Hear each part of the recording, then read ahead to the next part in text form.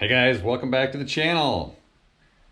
If you missed last episode, this is episode 2 of air conditioning recharge and refresh. In the first episode, we spent time drawing down systems in both the 85 Camaro and the 87 911 to make sure we didn't have any major leaks.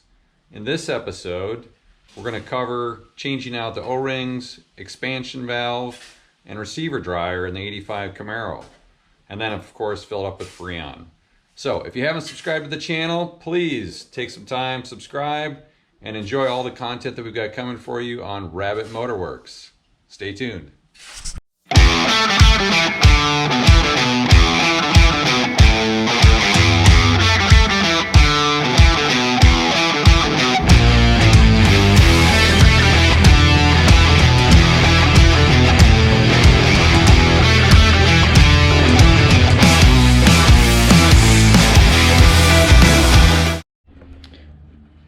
Okay, so next, let's look through the system a bit to understand some of the connection points and some of the areas that we're actually going to work in detail on as well.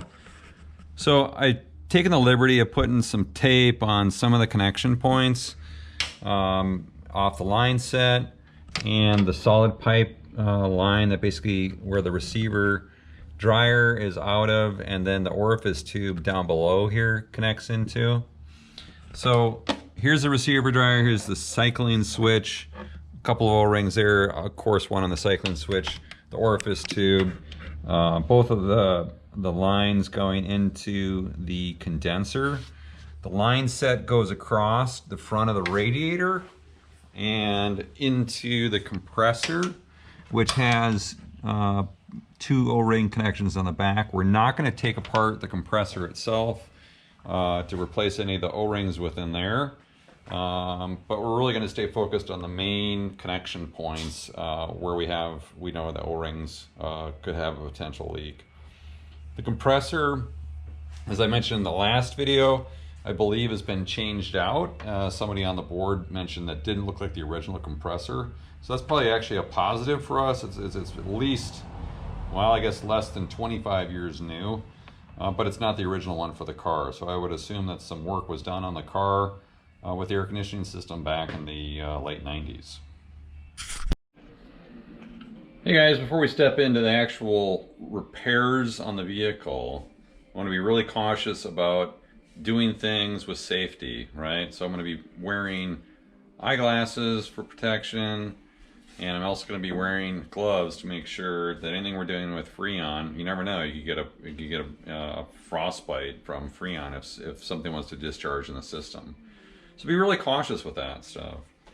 The second thing is that I've spent a lot of time going through the shop manual for the Camaro, reading about the air conditioning system, studying it, learning about it, all the components in regards to it. There is a really good diagram here that talks about, you know, what the system looks like from a liquid to gas through the expansion tube, which is the orifice that we're going to replace within the line. And the other thing is the accumulator, or otherwise called the receiver dryer. They call it a receiver dryer because it's got a desiccant bag in it, and that basically captures moisture. So once it's full of moisture, it's more or less it's something that can't be reused. So it's always good practice to replace the receiver dryer, the expansion tube, because it's got basically a piece in there that allows liquid and gas to form, and it catches any debris in the system too, so it's got a screen in it. We'll show you that when we get into it.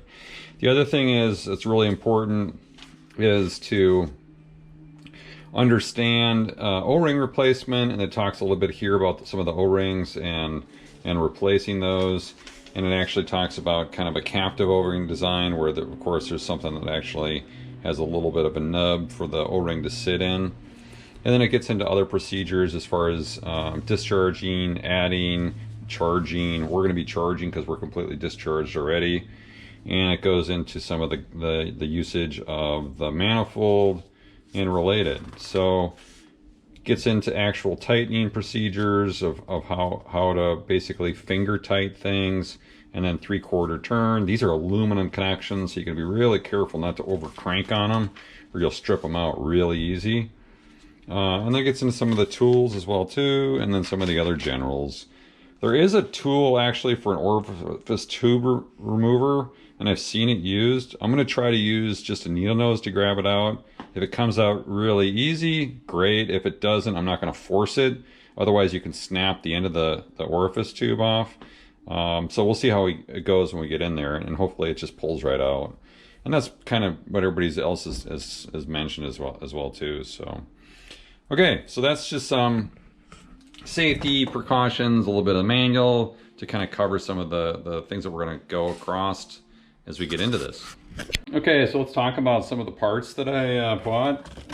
So I ended up buying a new receiver dryer.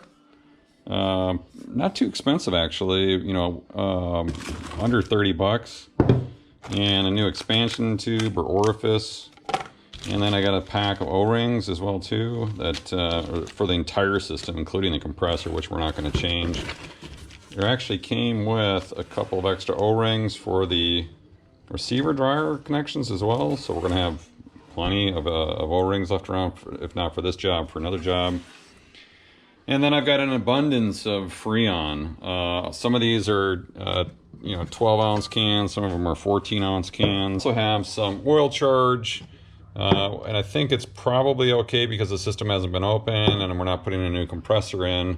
But I do have some mineral oil in a quart because I want to be able to lube up the O-rings as well too. I'll end up using a pick to get some of these off, and I'll show some of that as we get into that too. So stay tuned for the next step.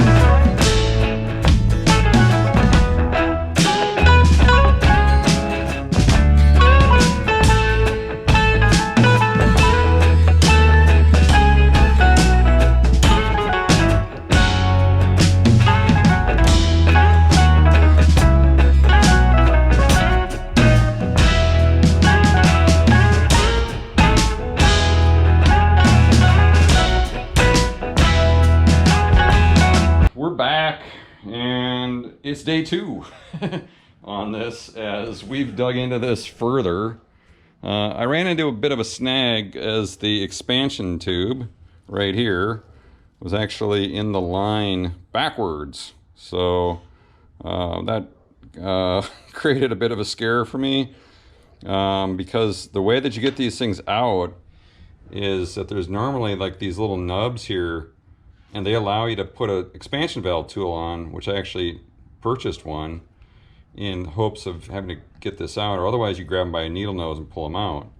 However, this thing was in backwards and it was all the way in the line, so it was probably into the line that far.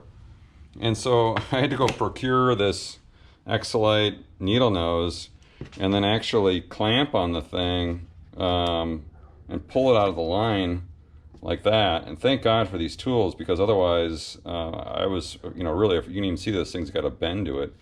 I was afraid this thing was going to get jammed in the line and come out in pieces or not come out at all, which would really have been a catastrophe. So thank God I got that out of there. Got the new one in as well too. So the other thing I'm starting to get into is, you know, learning about different, so I get this whole O-ring kit that came from AC Delco. It's a reseal kit. However, there's many different O-rings. And what I thought looked like the same O-rings are actually variations of some with different sizes. And it's like this one you can see just a little smaller than some of these three. And I thought this was the same as one of these. However, when I match them up and I feel the difference, this is actually a higher O-ring than this. And so there was actually only one of them that came with this, and I've already used it and put it on the line. But I had to take the line apart and put it back in after I realized I dumped out the whole pile and I realized it wasn't the same. Same thing with this one here. This is actually the same as this, and I can feel the two heights are the same. So those two have been replaced off of the line for the expansion tube. The other thing I came across as well too, these are the sealing gaskets that go on the back of the compressor. And what I found out is that there's a superseded design for this. It's not the same looking O-ring, but at first I thought it was these, and they're round, but they're not. And these are like a round surface. These are actually like an oval surface. So it's heavier or higher on the sides and then thinner in here. So I took one of these and put them in. And so we'll look at the back of the compressor right here. And you can see it sits perfect, and it's got a little bit of a rise there. I'll put the camera here so you can see it. But you can see that it's got a little bit of a rise, and that's exactly how it sits in the back of the compressor. So that's good. And then over here, if we go put some light on this, we did get the line set all cleared up here. This is where the expansion tube sits. And we got a new O-ring on this, cleaned this all up. And then in here, right down in there, we put a new O-ring in here. And that was the one that I was telling you about that's like a different size. And so, again, I'm not quite sure what that other little bracket is right there, but I'm trying to also source the coolant pipe for down here, because the heater hose right here going all the way across to the back is actually not the original design. There's actually supposed to be a metal pipe that comes with a kind of a J hose, and then it connects down with a pipe and comes across and goes all the way in. So I'm trying to restore that piece too, so I'm trying to source that while I got this apart. So that's kind of some of the progress we're making. The other thing that we'll look at here is over to the line set that I took out and cleaned with brake cleaner. Got the hose all cleaned up, pulled that off, and then I took the residue that was on the back side of this manifold and cleaned that up with some light wet sandpaper just to get it nice and clean. This piece as well too, which is where the bracket holds on to. Somebody else had taken a scrap of heater hose, put that on there. I don't have the exact material, but I actually had this left over from when I did the fuel pump, and this is kind of that spongy rubber, and so that basically is supposed to sit in there.